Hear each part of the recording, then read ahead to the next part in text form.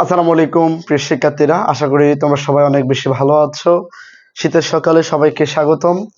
তোমাদের সাথে আমি আছি তোমাদের সবার প্রিয় মায়ের স্যার। আজকে তোমাদের সাথে যুক্তিবিদ্যা দ্বিতীয় পত্রের একটা নতুন চ্যাপ্টার নিয়ে আলোচনা করব। তোমাদের সবার মোটামুটি যুক্তিবিদ্যা বিষয়টা অনেক বেশি কঠিন মনে হয়, যেটা নিয়ে তোমরা সমস্যায় ভুগতেছো বা সামনে আপকামিং টেস্ট পরীক্ষায় তোমরা কিভাবে আনসার করবে সেই সবকিছু দ্বিধাদ্বন্দ্বের মধ্যে আছো। তো তোমাদের ভয় নেই, আমরা এই ক্লাসটা আপলোড করে দিলে তোমরা মোটামুটি চ্যাপ্টারটা একদম টু জেড বুঝে যাবে।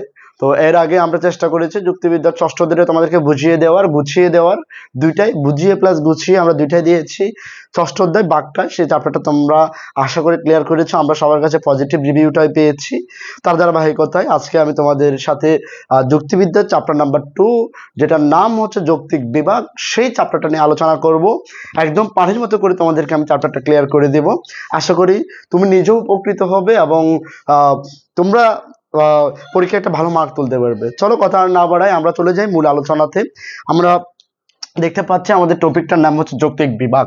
আমরা যখন একটা টপিকের হেডলাইন দিই, সেই টপিকটা যখন হেডলাইন করি, মূলত কাকে বোঝাচ্ছে সেটা তো আমাদেরকে জানতে হবে, তাই না?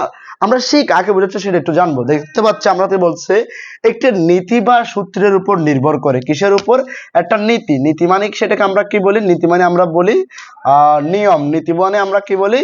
নীতি মানে আমরা বলি নিয়ম বা সূত্রের উপর নির্ভর করে একটি জাতি বা তার উচ্চতর শ্রেণীকে তার নিম্নতর শ্রেণী বা উপজাতিতে বিভক্ত করার প্রক্রিয়াকে যৌক্তিক বিভাগ বলে। প্রিয় শিক্ষার্থীরা, বিষয়টা আমি তোমাদেরকে একদম সহজভাবে আলোচনা করছি। আমরা যৌক্তিক বিভাগের যে জিনিসটা, সেটা হচ্ছে একটা মূল সূত্র নিতে হবে। কয়টা মূল সূত্র নিতে হবে? একটা মূল সূত্র নিতে হবে। লাইক আমি যখন ফিজিক্সের একটা ম্যাথ করতে যাব, একটা গতির সমীকরণ বের করতে যাব, তখন আমি লিখি কি S equal u t plus half a t square. তাহলে এই সূত্র থেকে যখন আমি একটা ম্যাথ মিলাই, তাহলে একটা সূত্রের উপর আমি ডিপেন্ডেন্ট হয়ে আমি একটা ম্যাথ আনসার করতে যাই। তেমনি আমি যখন এই যৌক্তিক বিভাগটা আলোচনা করতে যাব, তেমনি আমাকে একটা মেন সূত্র ধরতে হবে। সেই সূত্রটার উপর নির্ভর করে আমাদের কয়টা কাজ হবে? দুইটা কাজ হবে। একটা হচ্ছে জাতিকে কোথায় নিয়ে যাব? মাথায় রাখবা, জাতিকে নিয়ে যাব, সাইড নোটে করে রাখো। জাতিকে নিয়ে যাবে উপজাতিতে। কোথায় নিয়ে যাবে? জাতিকে তুমি নিয়ে যাবে উপজাতিতে। এবং তোমার উচ্চতর শ্রেণীকে, যারা উচ্চতর শ্রেণী তাদেরকে তুমি নিয়ে যাবে কোথায়? নিম্নতর শ্রেণীতে।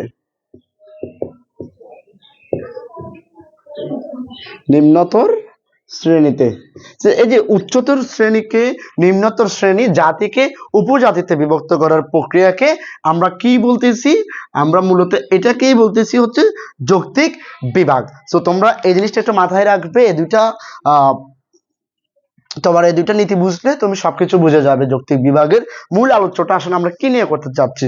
যেমন লাইক আমরা যদি বলি মানুষ, আমরা মানুষ, আচ্ছা এই মানুষটা কি? আমার এটা হচ্ছে উচ্চতর শ্রেণী। মানুষটাকে আমি কি ধরতেছি? উচ্চতর শ্রেণী। ওকে, এখন আমাকে এর নিম্নতর শ্রেণীতে যেতে হলে কিভাবে যাইতে হবে? দেখো তো আব্বারা একটু। মানুষকে যখন আমরা যাচ্ছি, মানুষকে যখন আমরা ভাগ করতেছি, আমরা মানুষকে না, আমরা সরাসরি মানুষকে না করে জীবকে করি। তাহলে বিষয়টা আরেকটু সুন্দর দেখায়। দেখো, জীবকে করতেছি। লাইক জীবকে যখন আমি উচ্চতর শ্রেণী থেকে নিম্নতর শ্রেণীতে কি করব? রূপান্তর করব। তাহলে জীবের মধ্যে কে কে আছে? দেখো তো, মানুষও আছে, আবার কেউ আছে, প্রাণীও আছে, বা অমানুষও আছে। আমরা এটাও দিতে পারি, অমানুষ। তাহলে আমরা জীবকে কয় ভাগে ভাগ করলাম? এখানে দুই ভাগে ভাগ করলাম। একটা হচ্ছে মানুষ আর একটা হচ্ছে অমানুষ। এই যে আমরা দুইটা বিভাগে বিভক্ত করলাম জীবকে, এটাই হচ্ছে কি তার উচ্চতর শ্রেণী থেকে আমরা তাকে কোথায় নিয়ে আসলাম? নিম্নতর শ্রেণীতে কি করলাম? বিভক্ত করলাম। এটার নামই হচ্ছে যৌক্তিক বিভাগ। এটার নাম কি? যৌক্তিক। তাহলে যেটা বলছিলাম, জীবকে যখন আমরা মানুষ এবং অমানুষ এই দুইটা সেক্টরে বিভক্ত করেছি, এই জিনিসটার নামই হচ্ছে কি? যৌক্তিক বিভাগ। আই থিঙ্ক তোমরা সবাই এটা ক্লিয়ারলি বুঝতে পেরেছো। তাহলে আর তুমি যখন একটা আটটা কথা বলতে পারো, স্যার আপনি তো উচ্চতর শ্রেণীকে নিম্নতর শ্রেণীতে রূপান্তর করেছেন, এখন জাতি থেকে উপজাতিতে কিভাবে করব?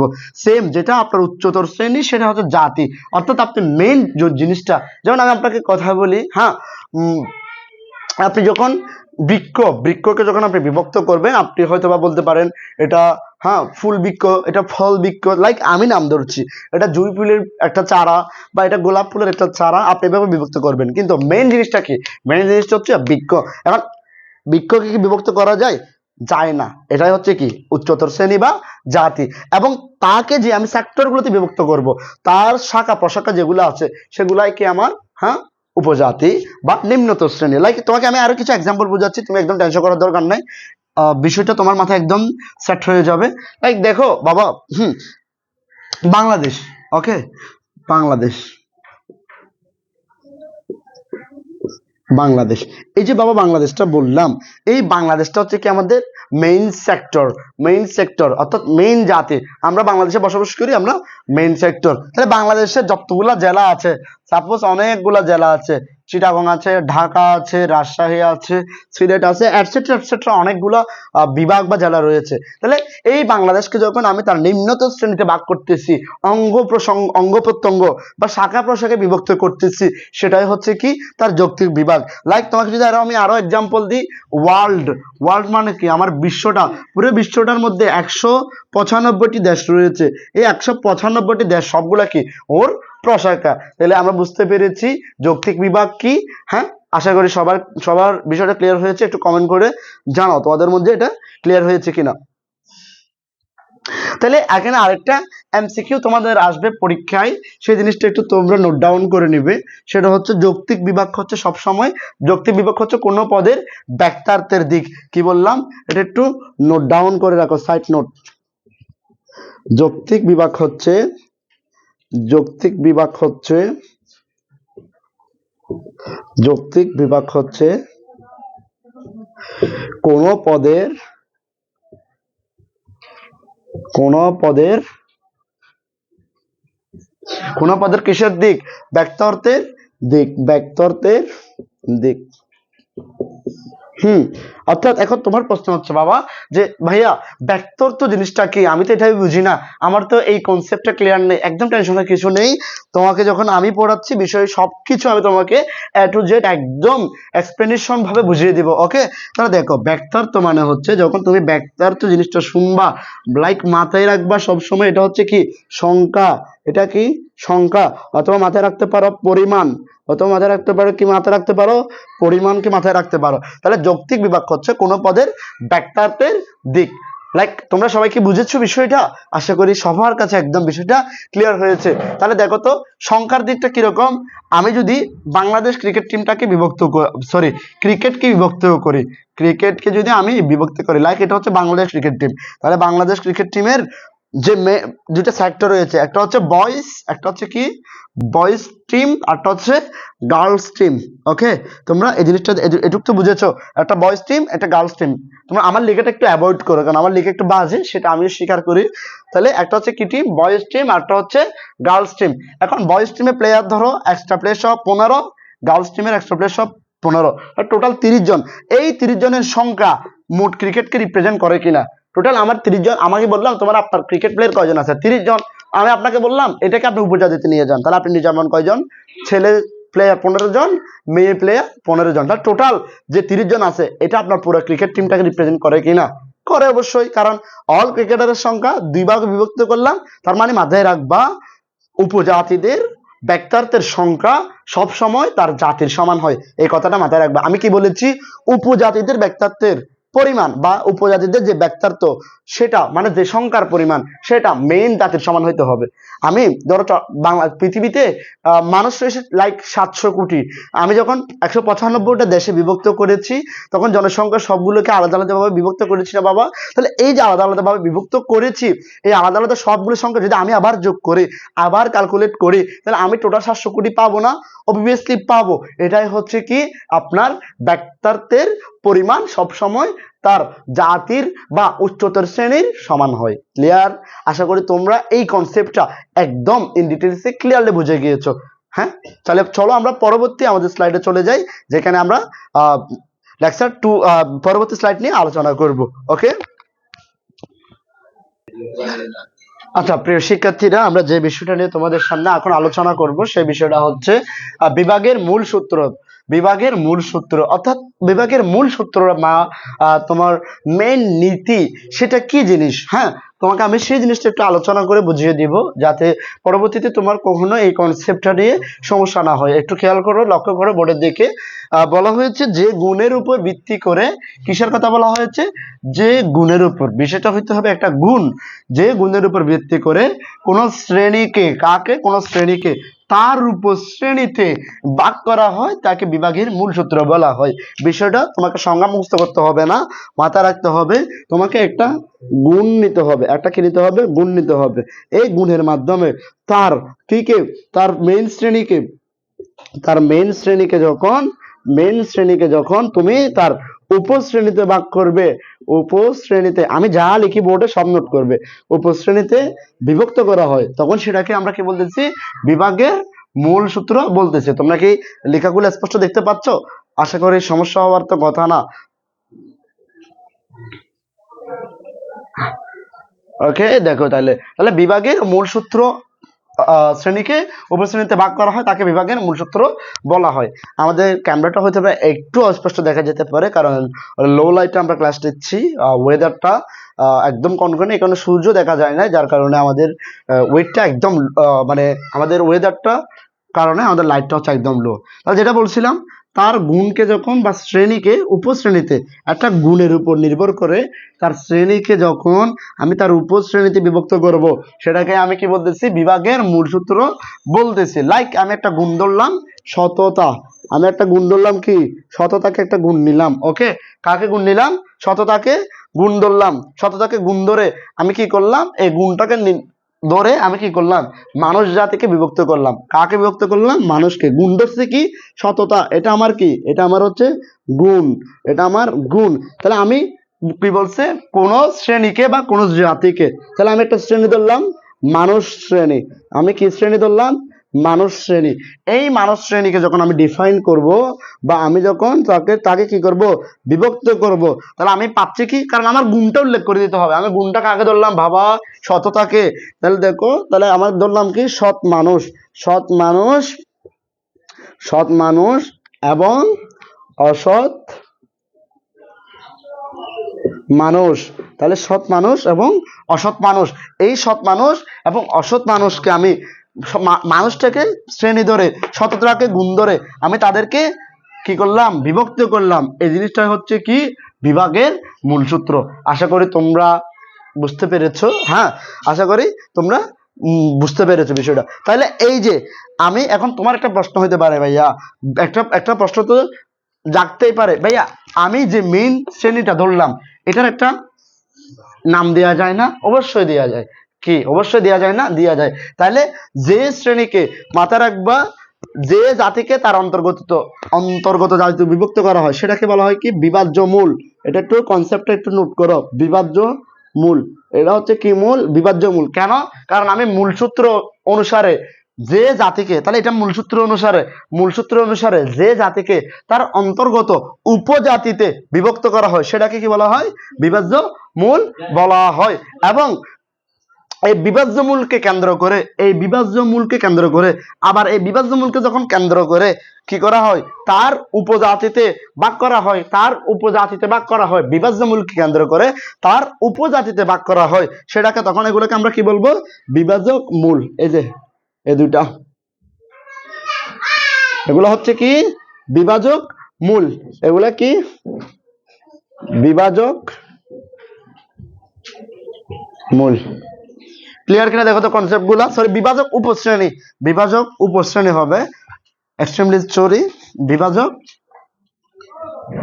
উপশ্রেণী। তাহলে দেখো তো ক্যামেরা, তোমরা কি স্পষ্ট বুঝতেছো আমি যা পড়াচ্ছি?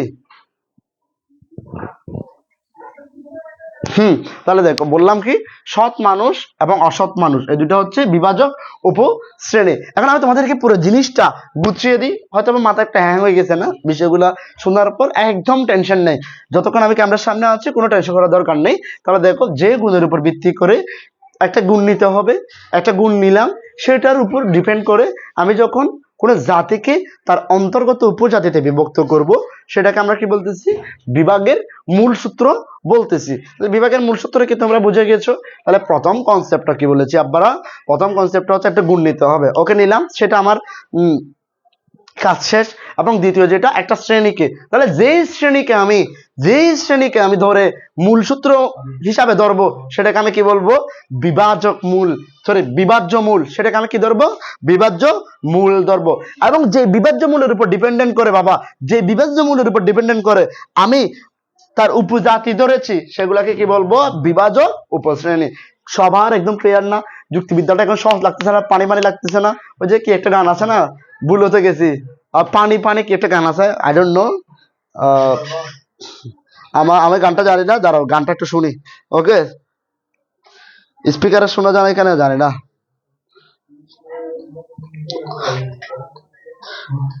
চানি চানি চলে আসছে, এখানে পানি পানি দিতে গেছি, বুঝতে পারছো? পানি, এই যে আসছে পানি পানি গান। দাঁড়াও, তোমাদেরকে একটু গান শোনাই পড়ার আগে মানুষ।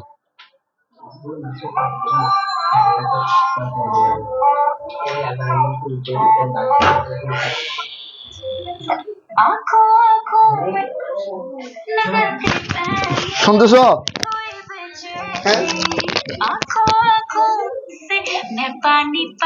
এই যে পানি পানি লাগতেছে এখন না,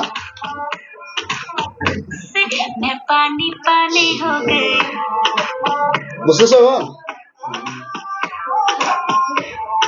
যাক, একটু দুষ্টুমি করলাম ক্লাসে। তো এই যে পানি পানি লাগতেছে, এটাই বললাম যুক্তিবিদ্যা, তোমাদেরকে একদম আমি পানি পানি করে দিব।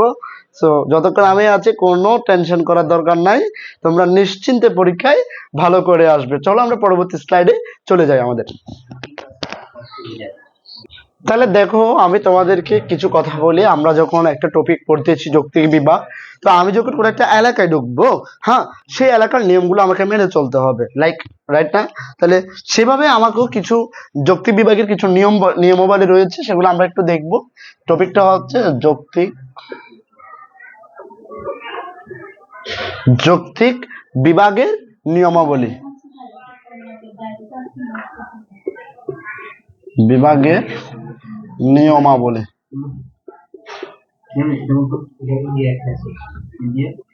এই যৌক্তিক বিভাগের নিয়মাবলী, এই যৌক্তিক বিভাগের নিয়মাবলীকে কয় ভাগে ভাগ করেছে জানো? এই যৌক্তিক বিভাগের নিয়মাবলীকে 6 ভাগে বিভক্ত করেছে। কয় ভাগে? 6 ভাগে বিভক্ত করেছে। কয় ভাগে বিভক্ত করেছে? 6 ভাগে বিভক্ত করেছে। তাহলে যৌক্তিক বিভাগের নিয়মগুলোকে কয় ভাগে বিভক্ত করেছে বাবা? 6 ভাগে বিভক্ত করেছে। এই 6 ভাগে, যেখানে তার মধ্যে 6 ভাগে বিভক্ত করেছে, অর্থাৎ নিয়ম কয়টি টোটাল? 6টি নিয়ম। 6টি নিয়ম রয়েছে। 6টি নিয়ম রয়েছে। তাহলে 6টি নিয়ম রয়েছে। এই 6টি নিয়মের মধ্যে যদি 6টি নিয়মে রয়েছে, তাহলে এখানে একটা সাইড নোট করো, যদি কোনো নিয়ম অমান্য করা হয়,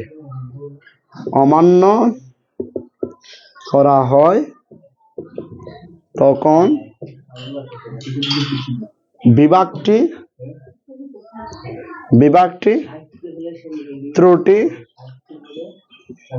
ত্রুটিপূর্ণ হয়। তোমরা পরীক্ষার জন্য কথা বলতেছো, আর তুমি বেশি মেধাবী হয়ে গেছো রূপক, অতিরিক্ত ট্যালেন্টের জায়গা কিন্তু কোথাও নাই। আর দেখো, যেটা বলছিলাম, যদি কোনো নিয়ম অমান্য করা হয়, কি বলেছি, যদি কোনো নিয়ম অমান্য করা হয়, তখন বিভাগটি কি হয়? ত্রুটিপূর্ণ হয়। তখন বিভাগটি কি হয়? ত্রুটিপূর্ণ হয়। তাহলে যৌক্তিক বিভাগের টোটাল নিয়মাবলী কয়টা? 6টা। বলো, যৌক্তিক বিভাগের টোটাল নিয়মাবলী কয়টা? 6টা। যদি আমরা এই নিয়মগুলো অমান্য করি, তাহলে যৌক্তিক বিভাগটা কি হয়? ত্রুটিপূর্ণ হয়। তাহলে মূলত এই যে বেসিক কনসেপ্ট যেটা তোমাদেরকে বোঝাতে চাচ্ছি, 6টা বিভাগ রয়েছে, এগুলোকে 6টা নিয়ম বলা হয়। তার মধ্যে যদি আমি কোনো নিয়ম অমান্য করি তাহলে আমার কি করবে, ত্রুটিপূর্ণ হবে যুক্তি বিভাগটি।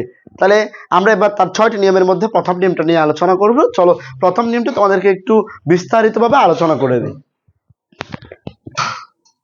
তাহলে দেখো, আমরা যৌক্তিক বিভাগের প্রথম নিয়মটা আমরা পড়ব। সে প্রথম নিয়মে আমাদেরকে মূলত কি বিষয়টা বোঝাতে চেয়েছে সেটা আমাদেরকে বুঝতে হবে। কেমন? তাহলে বলা হচ্ছে যৌক্তিক বিভাগে সবসময় একটা জাতিবাচক পদকে বিভক্ত করতে হয়। কাকে বিভক্ত করতে হয়? সবসময় একটি জাতিবাচক পদকে করতে হবে। তাহলে জাতিবাচক পদকে করতে হবে, কিন্তু কোনো ব্যক্তি বা বস্তুকে নয়। তার মানে কি, তুমি এখানে কোনো ব্যক্তি বা বস্তুকে কি করতে পারবে না, বিভক্ত করতে পারবে না। তাহলে এটা ক্রস, বিভক্ত করতে পারবে না। অনলি কাকে করা যাবে? জাতিবাচক পদকে। তাহলে প্রথম নিয়ম হচ্ছে, তোমার মাথায় রাখবা, কোনো যৌক্তিক বিভাগে সবসময় একটি জাতিবাচক পদকে বিভক্ত করা হয়, কোনো ব্যক্তি বা বস্তুকে নয়। তুমি ধরো, আমি যদি বলি একটা নাম দিলাম, কি, সিয়াম। তাহলে এই সিয়াম ব্যক্তিটাকে তুমি কি করতে পারবে না, বিভক্ত করতে পারবে না, কারণ ও হচ্ছে একটা ব্যক্তি। আর আমি যদি বলি একটা টেবিল, একটা টেবিল, এটাকে তুমি কি করতে পারবে না, বিভক্ত করতে পারবে না।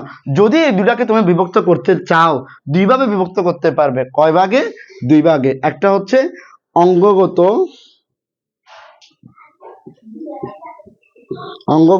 আরটা হচ্ছে কি, তার গুণগত। একটা অঙ্গগত, আরটা তার্কিকগত বিভাগ, গুণগত বিভাগ। তাহলে যখন তুমি এই নিয়ম অমান্য করবে, প্রথম নিয়ম অমান্য করবে, তখন যেই ত্রুটি দেখা দিবে বা অনুপবৃত্তিটা দেখা দিবে, সেটা কি কি, অঙ্গগত এবং কি, গুণগত। তাহলে এই জিনিসটা আমি আগে বোঝানোর আগে আরো কনসেপ্ট তোমাদেরকে ক্লিয়ার করাই। আমি জাস্ট মেইন টপিক একটু আলোচনা করে দিলাম। তাহলে দেখো, এখন যৌক্তিক বিভাগে সবসময় একটা বড় জাতিকে তার অন্তর্গত ছোট জাতিতে বিভক্ত করে, অন্তর্গত ছোট জাতিতে বিভক্ত করে। তাহলে এটা লিখে রাখো, সে সবসময় কি করে,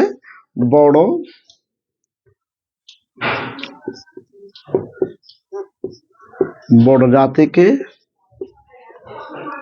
তার অন্তর্গত ছোট জাতিতে বিভক্ত করে। তাহলে বড় জাতিকে তার অন্তর্গত ছোট জাতিতে বিভক্ত করে। ওকে, আসো কেমনে করে আমরা সেটা একটু দেখবো।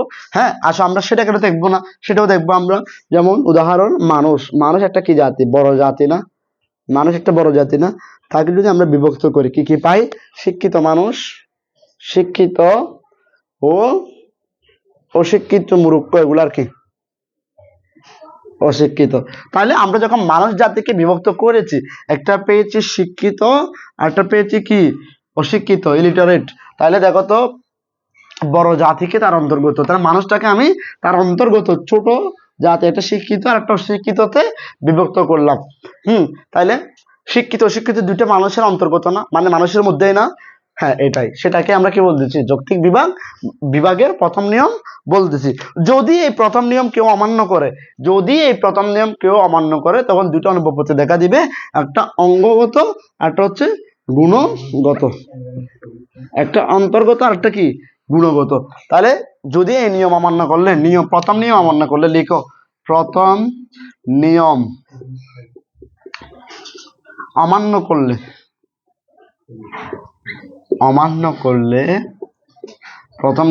করলে দুইটা অনুপপত্তি দেখা দেয়। কয়টা অনুপপত্তি? দুইটা। একটা হচ্ছে গুণগত, আরটা কি, অঙ্গগত।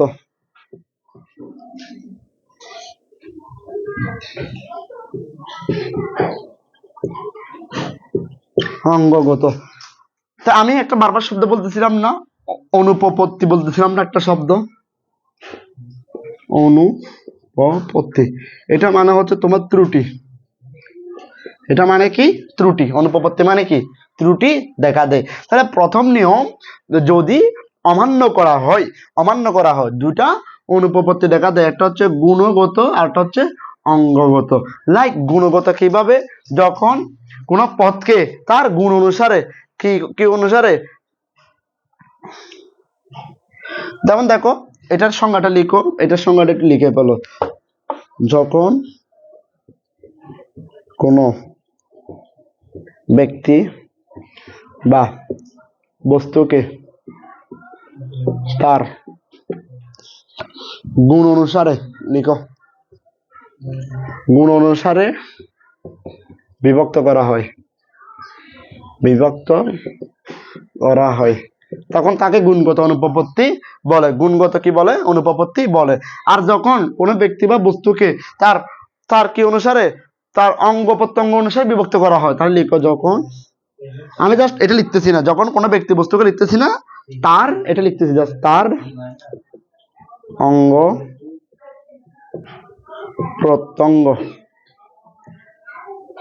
অঙ্গ প্রত্যঙ্গ অনুসারে ভাগ করা হয়, অনুসারে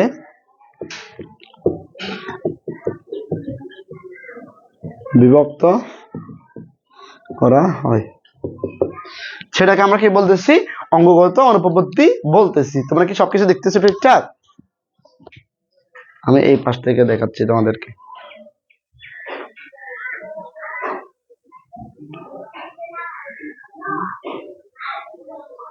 তাহলে দেখো বলতেছি কি, যখন কোনো ব্যক্তি বা বস্তুকে তার গুণ অনুসারে বিভক্ত করা হয়, আর যখন তার অঙ্গ প্রত্যঙ্গ অনুসারে বিভক্ত করা হয়, সেটাকে অঙ্গগত অনুপপত্তি বলতেছি। দেখো এখন বিষয়টা, আমি অনুপপত্তি মানে তোমাদেরকে কি বলেছিলাম, ত্রুটি, সেটা তো লিখিয়ে দিয়েছি। যেমন আমি যদি তোমাদেরকে একটু এক্সাম্পল দিয়ে করাতে যাই, লাইক এটা একটা গাছ, এটা একটা গাছ, এই গাছের কি কি রয়েছে? এই গাছের রয়েছে ধরো এগুলো হচ্ছে পাতা, এগুলা কি? পাতা। এগুলো হচ্ছে তার পাতা। ধরো এদিকে একটা আম ধরছে, এদিকে একটা কি ধরছে? এই আম ধরছে, এটা তার কি? ফল। তাহলে এগুলো তার কি? এগুলো তার কি? তার গুণ। এখন আমি যদি বলি, আমি যদি বলি এটার গুণ কিরকম, তাহলে তুমি বলবা, আমি যদি গুণগুলো বলতে যাই, ফল নাকি টক না মিষ্টি, তাহলে এটা ধরো টক বা মিষ্টি, তার গন্ধ কিরকম? গন্ধ কিরকম, তারপর তার স্বাদটা কিরকম, এগুলো তার কি? এগুলো তার গুণ।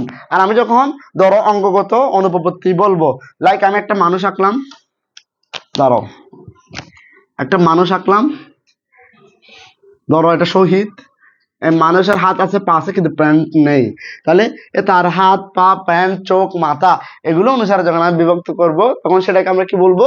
অঙ্গগত অনুপপত্তি বলবো। ঠিক আছে? ওর প্যান্ট নেই, কেউ পারলে তাকে একটা প্যান্ট কিনে দিও।